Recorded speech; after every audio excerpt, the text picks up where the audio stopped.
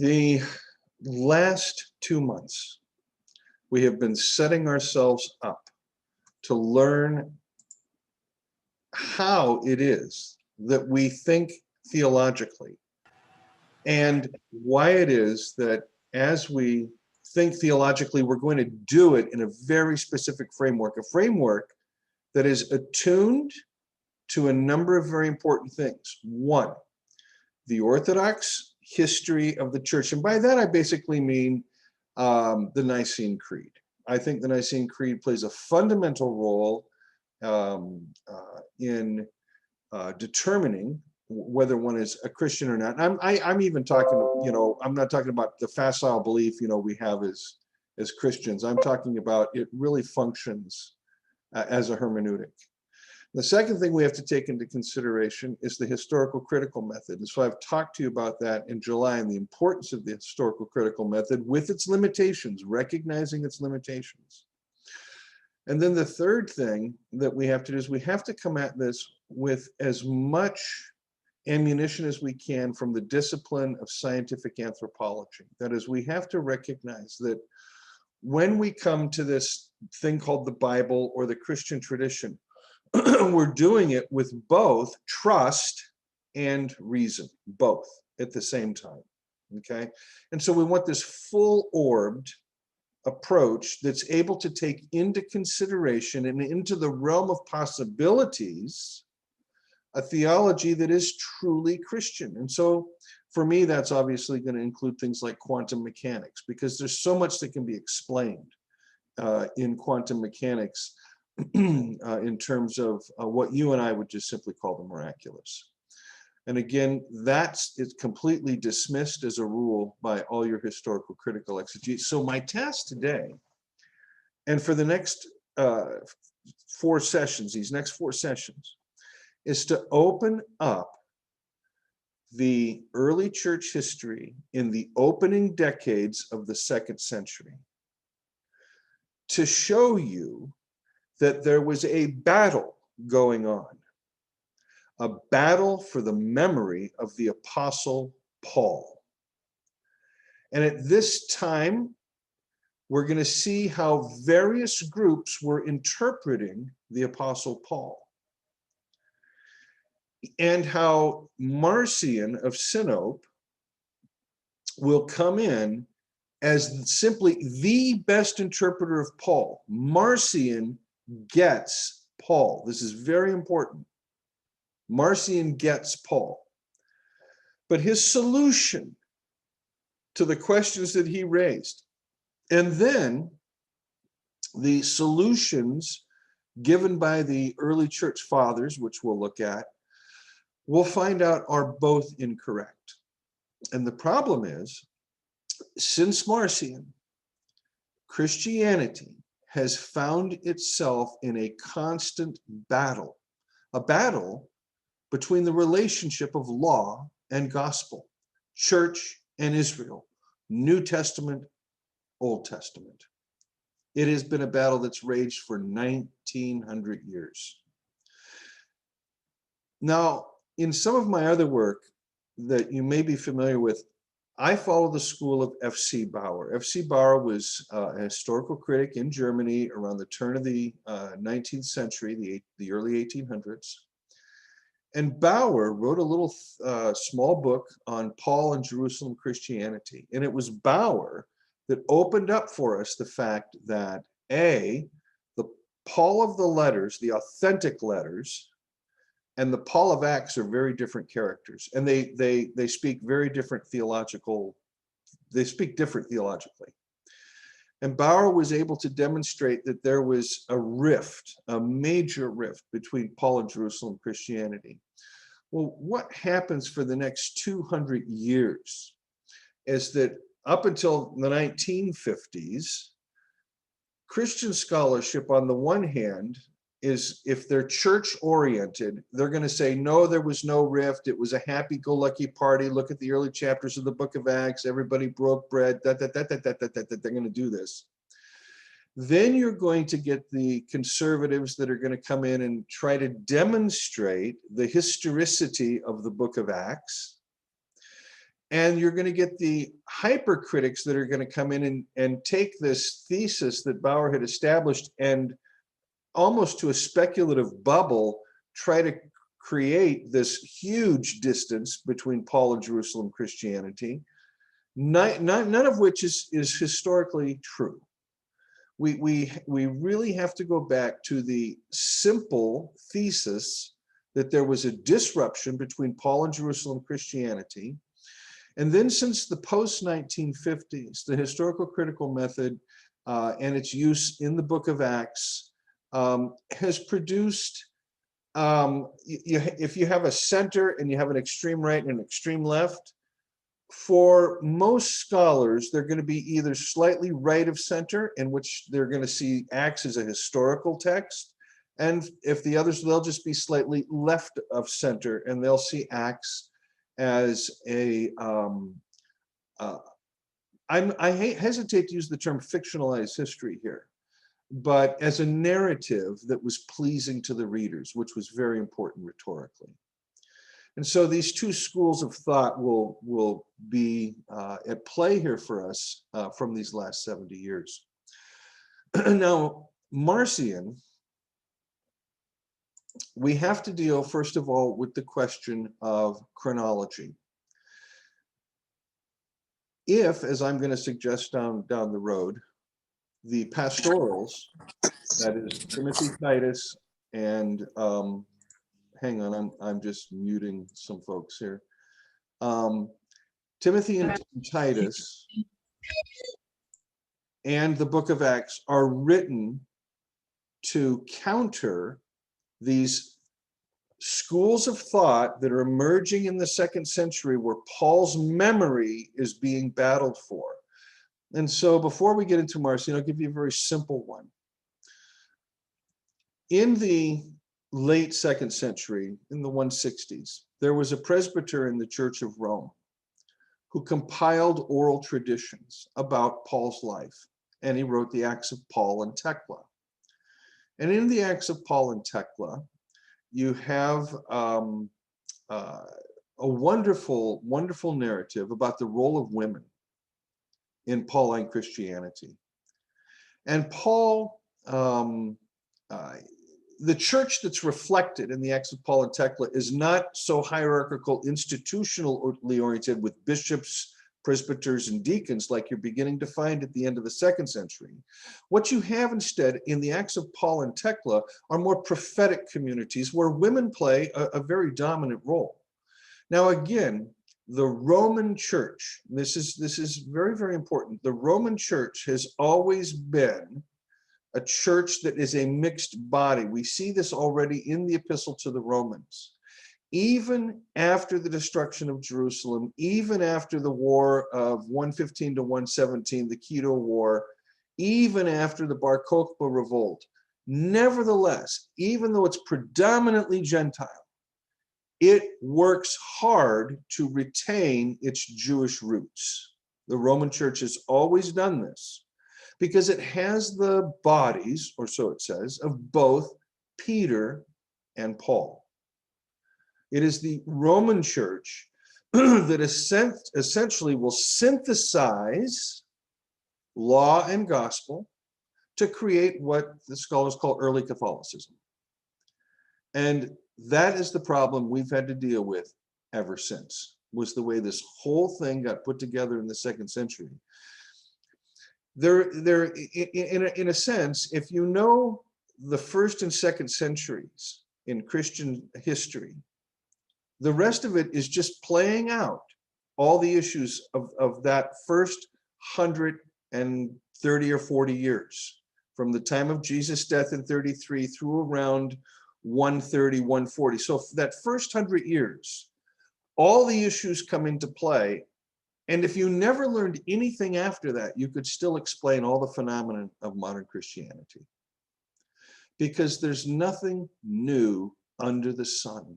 And we deal with the same issues over and over again. And we've dealt with these issues over and over again because we've accepted the presuppositions of the church fathers that they were correct in criticizing Marcion. Now, what I'm going to do is I'm going to do a little reading out of some books today. And I want you to understand how Marcion is portrayed in textbooks. So one of my favorite, and I use this when I teach early church history, is A Short History of the Early Church by Harry Bohr. This is a book we use. And I'm going to read you what Harry says about Marcion, and you can tell me if it comports with what you've heard. About, he says, AD 140, we know it's 140 CE, a Christian named Marcion came to Rome from Sinope, a coastal city in northern Asia Minor, what would be northern Galatia, what is now Turkey on the Black Sea there. He was a wealthy shipbuilder, a deeply religious man, and theologically capable. In Rome, he came under the influence of a Gnostic named Cerdo. According to Irenaeus, Cerdo's chief doctrine was that, quote, God proclaimed by the law and the prophets was not the Father of our Lord Jesus Christ. For the former was known, but the latter was unknown. While the one was righteous, the other benevolent. And then Bohr continues, Marcion read both the Old and New Testament in light of this teaching. Its connection with Gnosticism is also clear. It explains his belief the church was following a religion that was fundamentally Jewish. And then he says, at the same time, it's not correct simply to call Marcion a Gnostic. So there are several things to unpack here. You'll notice that there is a date about the year 140. This date comes from Eusebius, okay? And he has Marcion appearing as an older man in Rome around the year 140. And Marcion is obviously well known enough that the Roman church at first welcomes him. And what does he do? He gives $200,000 to the Roman church. That's what he does. He's he says, here you go. This will help you guys do what you're doing. Now, after they condemn him, they'll give him that money back. But you can see going in that Marcion is looking to be a benefit to the community. And in the year 140, he begins doing his teaching there in Rome, and he will come into contact with this heretic named Cerdo, this Gnostic named Cerdo. However, it becomes very important to recognize that Marcion's system was already well thought out before he met Cerdo. And so the heresiologists in the early church, like Irenaeus and Tertullian and others, and the modern scholars who follow them, misrepresent Marcion. You see, the difference between Marcion and Cerdo was this. Marcion looked at the Jewish scriptures and said there's a distinction to be made between this just God, the God of justice that one finds in the Old Testament, and the benevolent God found in the grace of God in Jesus Christ, or the Father of Jesus. Marcion recognized there was a disjunction in the portraits, but that disjunction was not good and evil. That disjunction was just and benevolent. It's Cerdo who will come along and say, the problem that's to be identified is between the vengeful God of the Old Testament and the benevolent God of the New Testament. So it's Cerdo that recognizes the problem of the vengeance of God, not Marcion. For Marcion, the creator God, the God of the Jews, is a just God, not, that's the focus for Marcion. Now today, we recognize that the issues of justice and vengeance tend to go hand in hand. And so it's not surprising that these two figures are put together as though one had learned from the other. But if we are going to say that Marcion comes to Rome in the year 140 as an old man, and that's what's called the terminus ad quem, that's the latest date. When was Marcion born? When was his ministry? Can we date it? Well, if you're following the heresiologists, they're going to want to, the scholars that follow them, want to put Marcion's birth somewhere around 85 to 90. Well, even if you put it at 85, like Harnack did, you still, by the time you get to the year 115, have a 30-year-old Marcion. And it's certainly conceivable that a wealthy, trained, maritime expert who is able to obviously support himself through the shipbuilding business. It seems enough for me to say Marcion had started laying the foundations for his churches in Asia Minor even before this, before he gets kicked out of Pontus. So personally, I can work with that date if you want. However, I think you can push that date back even a little farther, like Hoffman does in his book on Marcion. And by the way, all these authors are in that list that I put in the Facebook group. So you can go, and when I'm naming authors, if something interests you, if you want to go get the book and read it, you can go do that. But Hoffman will date Marcion's birth even earlier, and as early as 70 or 75. If you do that, then by the time you get to 110, you're dealing with a man that's in his 40s, who has now an established ministry. And by the time he's in his 60s, early 70s, he's coming to Rome, where he's going to lay out his doctrine before the church so that they, at least in his mind, will accept it, and then everybody will understand properly. The reason this is important is because if, like we're going to do, if we're going to date the pastorals in the book of Acts to the second decade of the 2nd century, there has to be enough time for Marcion to have been a threat, so that writers would take up the memory of Paul with Marcion in mind. Now, we won't be getting into the text tonight, the biblical text of Acts or Timothy or Titus, to show these things. We'll be doing that in a later session, but I'm setting the frame up for you right now. The second thing to remember is that after 70 CE and the destruction of Jerusalem, Jewish Christianity, by and large, went its own way in the East and in Africa. But the Gentiles would begin to take over all these churches. This is very, very important, because now the Gentiles have to be able to say to their to contemporaries, the people they're teaching, and to one another, that what they're teaching comes from an apostle. Because if I come on the scene and I start teaching something that is just nuts, at least you can say, hey, I knew so-and-so who knew the Apostle Andrew or the Apostle Peter or this. And that's known as apostolic succession. And this business of apostolic succession in the 2nd century is really huge. And it's what gives credibility to the authorities who are claiming to be the purveyors of apostolic doctrine. And what they're also doing at the same time is they're taking these texts that have no authors attached to them, like the Epistle to the Hebrews, and they are giving authorial ascription to this in the tradition.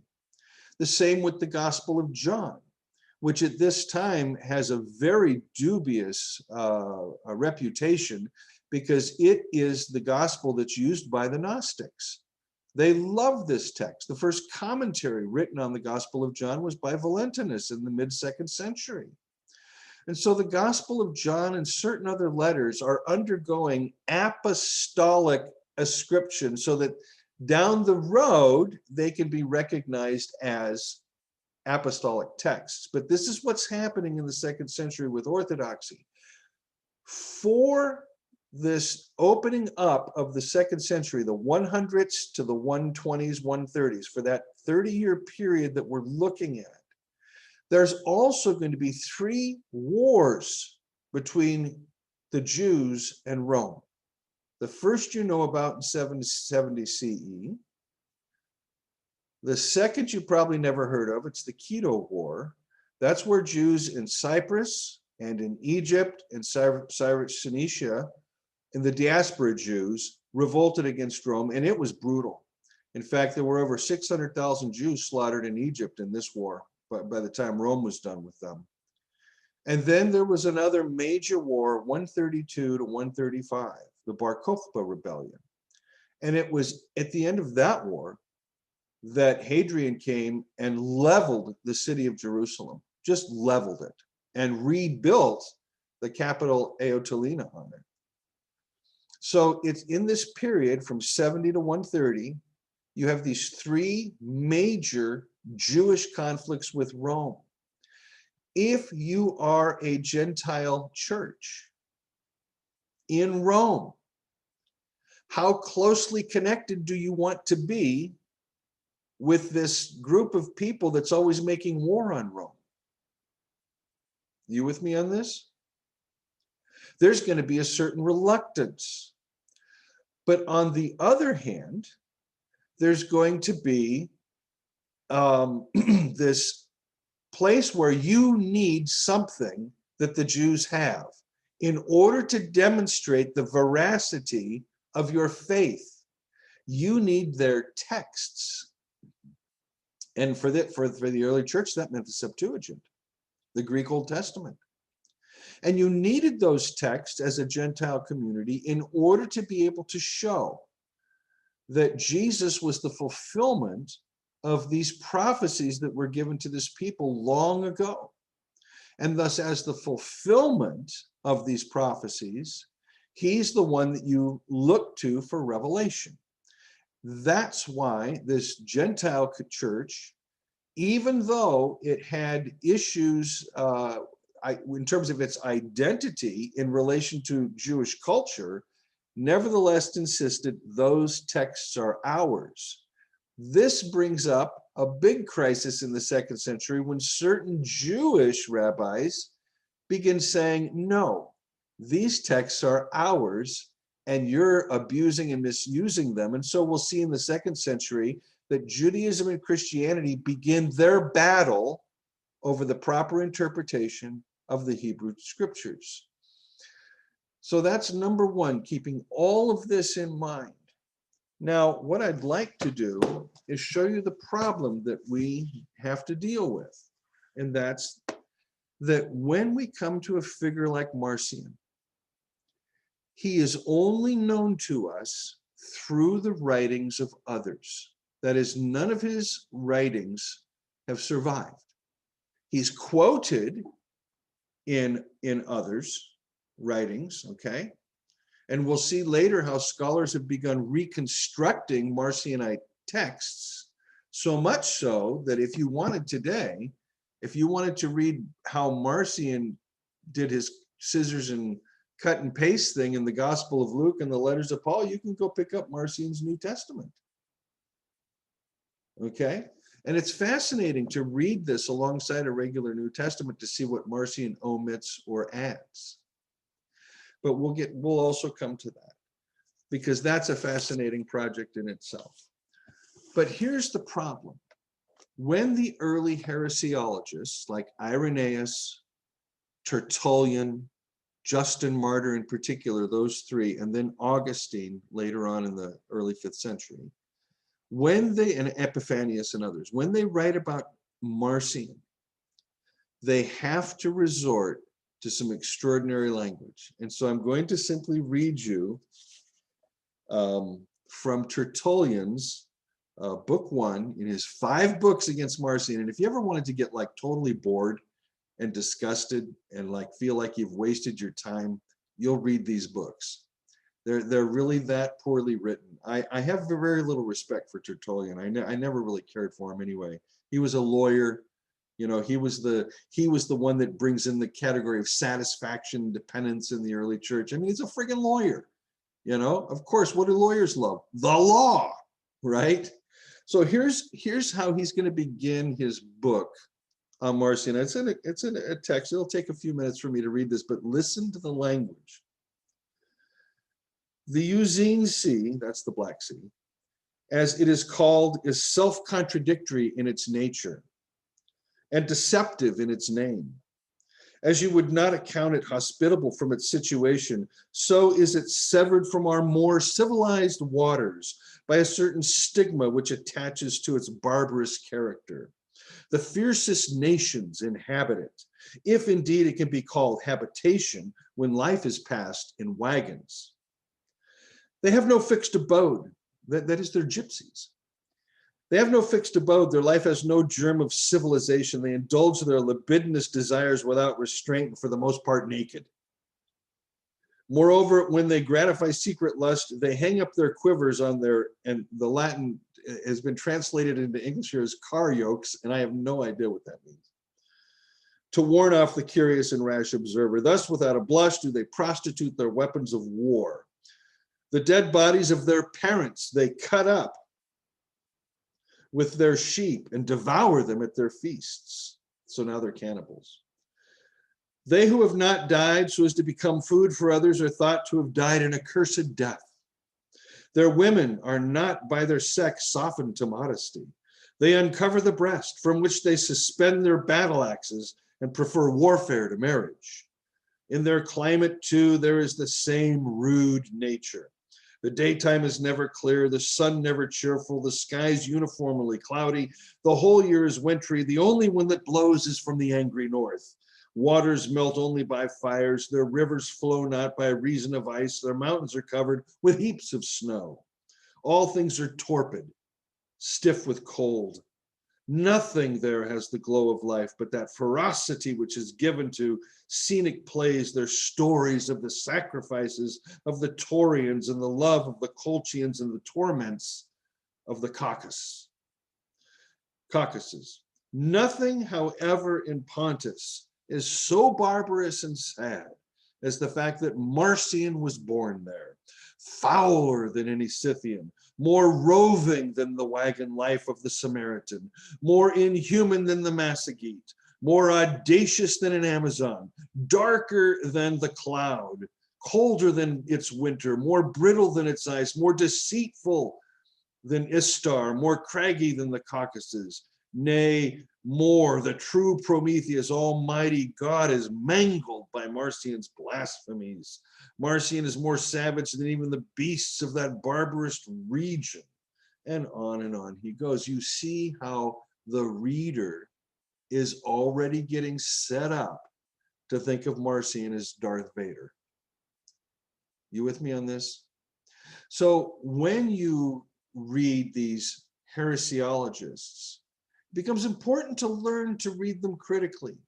And there's a book in that list by Judith Liu called On the Making of a Heretic, on Marcion. And she demonstrates copiously that the framework in which the heresiologists place Marcion, if we're going to get to the historical Marcion, we have to tease that out. And that's what will happen then.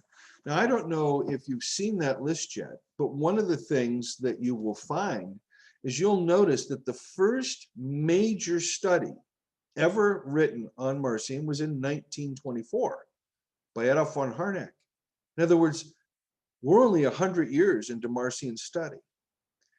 And then there's one written a few years later by John Knox in the 42, and then Blackman in 48. And then there's really not much written until 1984 when Hoffman comes out with his thesis. But starting in 2000, you'll see that list goes wham. There has been a resurgence of Marcion studies since the turn of the century, and will continue to be so. Because the question about the kind of God that we're talking about in the Jewish scriptures and the kind of God we're talking about in the gospel of Jesus is still present. It hasn't gone away. And in fact, it's only been exacerbated by the way various forms of militant Judaism and Christianity will appeal to this violent God. I need not remind you that our recent former president said his favorite text of the Bible is an eye for an eye and a tooth for a tooth. You know who I'm talking about. Okay. So when Marcion is doing his work, he's doing it in a context that includes any number of problems that have to be solved in the relationship of Judaism and Christianity. How much of Judaism do the Gentiles want to take on in terms of cultural identity, particularly when this culture is just at war with Rome all this time? You know, how many of you would want to be identified with a church or a movement that's at war with the government? You know what happens, okay? And it was a lot worse back then than it is now. Second, who has the right to these texts, these inspired texts? Is it the Jews or is it the Christians? Who's the proper interpreter of these texts? How shall we interpret these texts? What's the hermeneutic we're going to use? And now comes into play another distinction between Marcion and a fair number of the 2nd century writers, and that is this. Marcion read the texts literally. The early church fathers, in order to deal with the angry God stories, read them allegorically. Now, how many of you in church grew up and you heard a preacher preach a sermon series on the book of Joshua that was around spiritual warfare? Anybody? Of course, yeah. So if you, in the charismatic tradition, preachers will take the book of Joshua, which has its violent God, and they'll turn the whole thing into a paradigm of the Christian and spiritual warfare, thus ignoring the whole question of the vengeance of God, unless it gets brought up, in which case, then the vengeance of God becomes a justifiable attribute. And one of the things that Tertullian is going to accuse Marcion of, he says at one point early on in his Against Marcion, that Marcion's looking to remove an attribute of God, this business of justice or vengeance. And it's at this point we see the pollution, the logic of Tertullian's pollution to bring together this benevolent God with this just, vengeful God. And what does Tertullian create?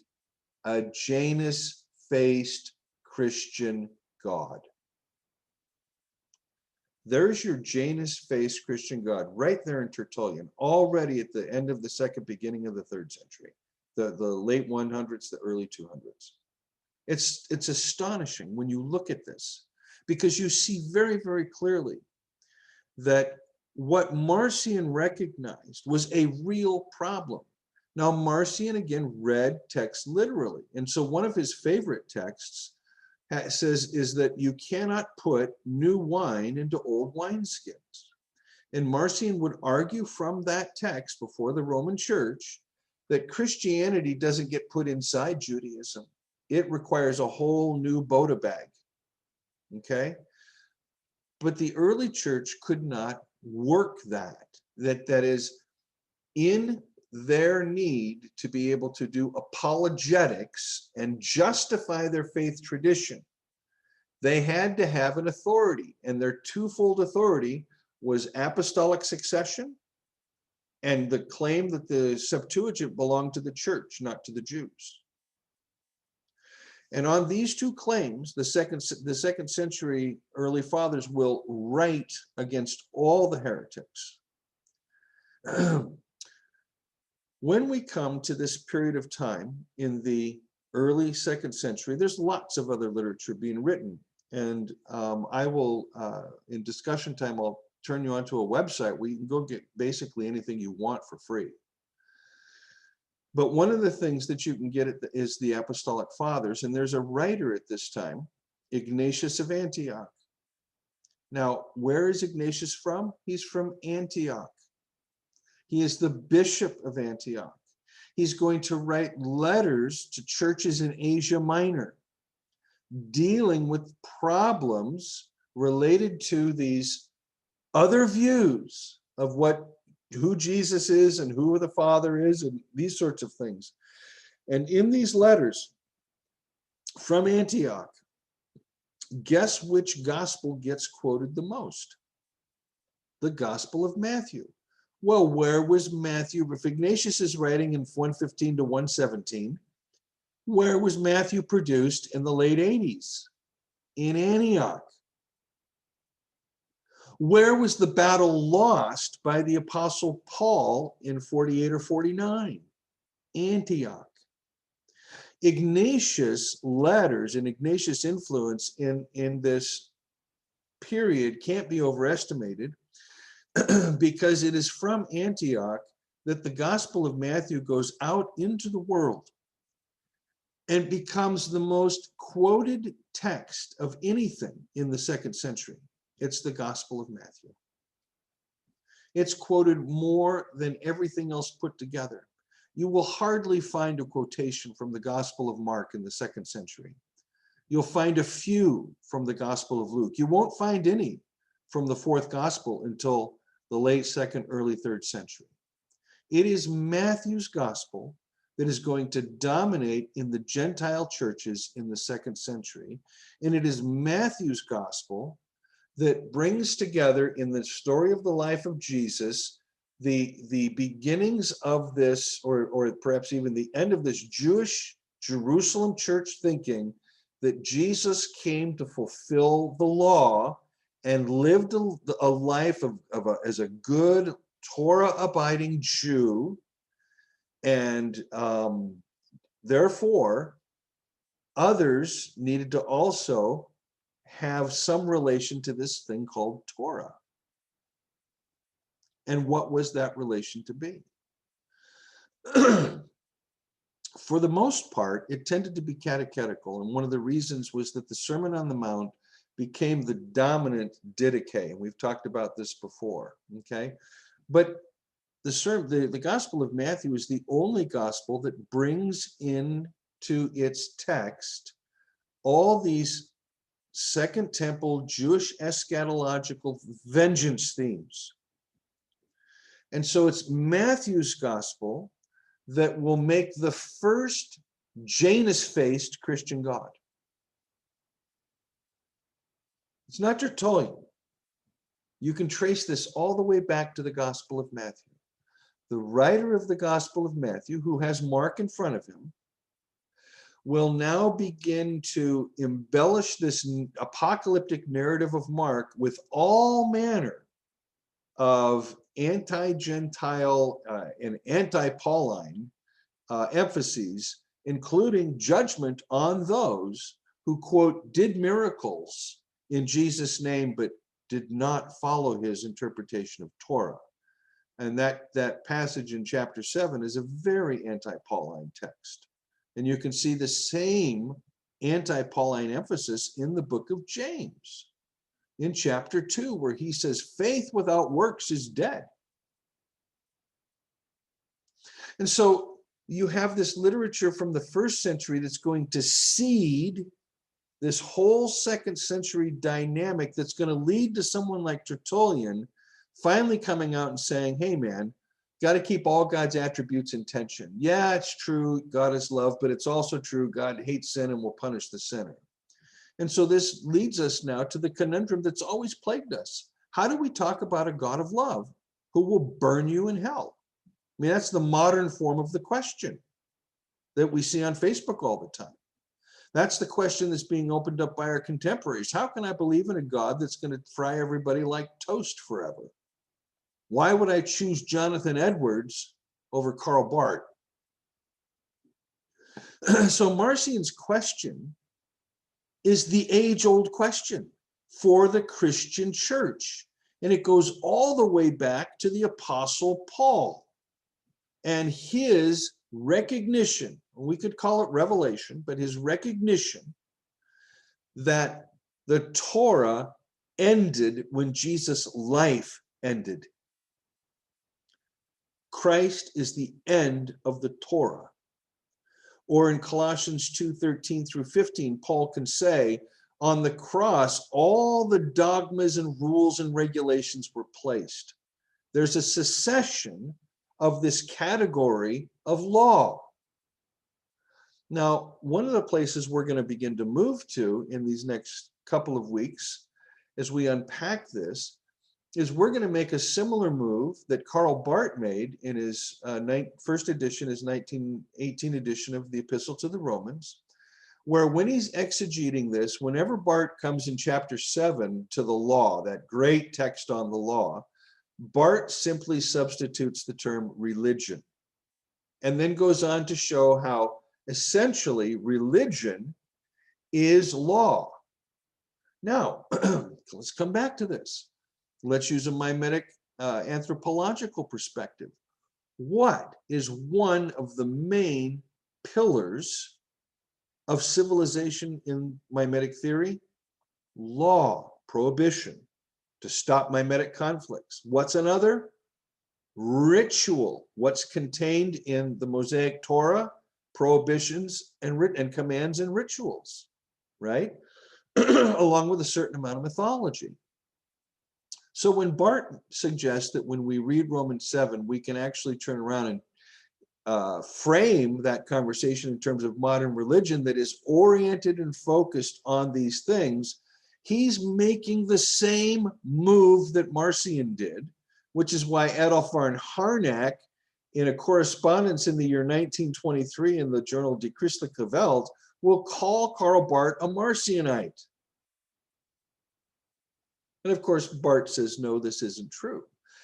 I'm trying to show you that there's fundamentally no difference between anything Barth did or Luther did or anything else in the history of Christendom that doesn't come back to the question that Marcion raised. How do we talk about a benevolent and a good God? And how do we do it in light of the fact this Jewish community has a just God? And again, Serto and others will bring in the vengeance part, I think correctly. But everything comes to this. All of our hermeneutic enterprises boil down to this one question. And it's the most important question that you will ever wrestle with. What is the relation of law to gospel? Because if you follow the Gospel of Matthew, Jesus is the fulfiller of the law. And he intends his followers to follow his halakhic, that's his method of interpretation of the law. And this is for Jews and Gentiles. If you're the writer of the Epistle to James, same thing. If you're the writer of the Epistle to Jude, coming out of this community, basically all you can do is look at the Gentiles and go, oh, they're screwed, they're going to burn in hell. And that's what you get for 24 verses in Jude. That's not a happy message, right? I mean, is it not interesting that 1 Peter, James, and Jude, and if the Apocalypse of John can be traced to the son of Zebedee, that we have in our New Testament already the singular problem of two Christianities. We have literature in our New Testament that is oriented toward the Jerusalem church. We have literature in our New Testament that's oriented toward a non-Torah abiding type of Christianity made up of both Jews and Gentiles. Now, in the 2nd century, we didn't have a canon. There was no established, these are the books that we are going to follow. This was the century that the church was having to wrestle with which books were going to be followed. And you're not going to have a canon as such, that is a universally recognized canon, until the 5th century. And even then, there are disputes about a couple of books, particularly the book of Revelation. But the book of Revelation will get widely rejected in the 2nd and 3rd centuries. It almost doesn't make it into the canon, and it will only make its way into the canon because some creative church fathers assigned it to John, the son of Zebedee, one of the 12 apostles. And that's why it makes it in. But there's a failure on the part of the 2nd and 3rd century church fathers to recognize that there's a substantive difference that cannot simply be harmonized or papered over between Paul and Jerusalem Christianity. And it's this Pauline gospel 50, 60 years after Paul is dead that is now creating all manner of crises in the early decades of the 2nd century, and into which Marcion will thrust himself as the one that will bring the solution. And so when we gather next, we're going to look at Marcion's solution. And we're going to see that he was actually very, very close. He was very close. The only thing he lacked were the tools that we have today, 21 centuries later, that allow us to truly unpack this and make sense of it. But the other thing we're going to do is we're going to look at the solutions of some of these early church heresiologists. And we're going to see how they trapped us. They literally trapped us into a way of thinking that we've not been able to get out of because we have bought into the Marcion is a heretic, the patristic writers are always correct, and so we're going to follow the patristic writers, rather than saying Marcion asked the right question and everybody at that time gave the wrong answer.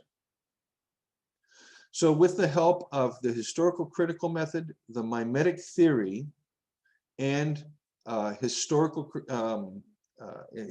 social context, we're going to see how we can begin to unpack Marcion's real question and his almost solution,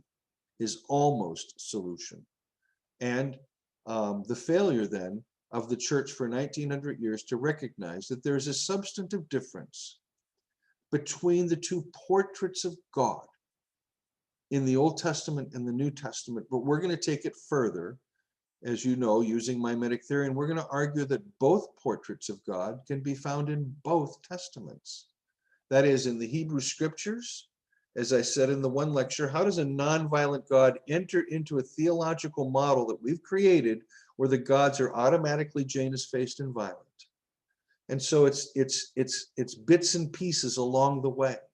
And as I've observed before with Raymond Schwager in his book, Must There Be Scapegoats, as you move through the writing of the tradition of Judaism from the Davidic era through the post-exile period, you see that the Jewish writers are removing God from this violence, this violent warfare like you find in Exodus, Numbers, and Judges, and Joshua. You get God being removed from all this violence until you get to some of the later prophets who've entirely separated God from all this warfare nonsense, like Isaiah does. Little wonder Isaiah was Jesus' favorite book. Okay? And there is that movement, that revelation that's coming into this religion. And then in the New Testament, there's this bang event called Jesus Christ. That's the revelation. And then after Pentecost is the immediate attempt to bring Jesus in line with a Janus-faced view of God. That will eventuate in the writings known as Matthew, James, 1 Peter, 2 Peter, Jude, the book of the Revelation. And it will even influence to some extent the writings of the pastorals and the book of Acts. So that's what we're going to examine next week.